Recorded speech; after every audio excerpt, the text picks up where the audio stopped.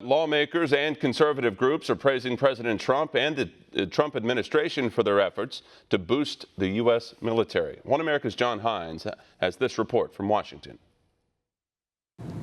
Despite the world becoming more dangerous, our military power continues to decline in readiness, size, and capability, according to the latest index of military strength from the Heritage Foundation. They're right. We are not ready, but we are making vast repairs from what happened to the military during the 8 Obama years.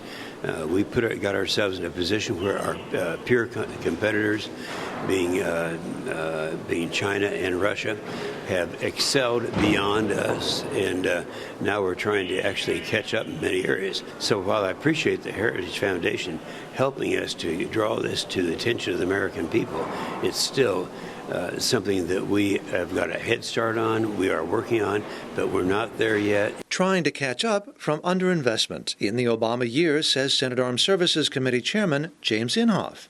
And it's a problem that means in a major conflict, the U.S. military would be stretched pretty thin, says the editor of the 2019 U.S. Military Strength Index, Dakota Wood, a senior research fellow at the Heritage Foundation.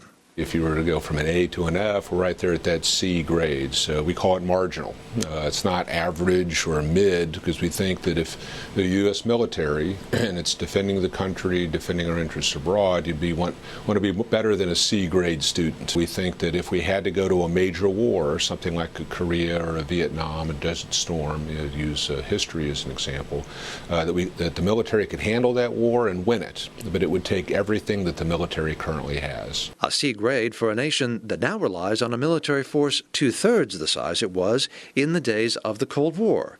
Yet security threats appear more complex than they were even as recently as the 1980s, says Wood. Instead of having one capital to deal with, Moscow and the Soviet Union on a global stage, we're still on a global stage, but we have to deal with Russia, China, Iran, and North Korea. So arguably, the security picture is much more complicated. And yet we have two-thirds the size of the force to handle that global presence requirement. Senator Inhofe adds that the most recent defense authorization bill and the Trump administration's policies have provided a sharp turn toward a more robust defense posture. John Hines, One America News, Washington. Want to see more videos like this? Click on the link below and subscribe to One America News on YouTube. And call your cable provider and kindly demand that One America News is added to your lineup. Call and subscribe today.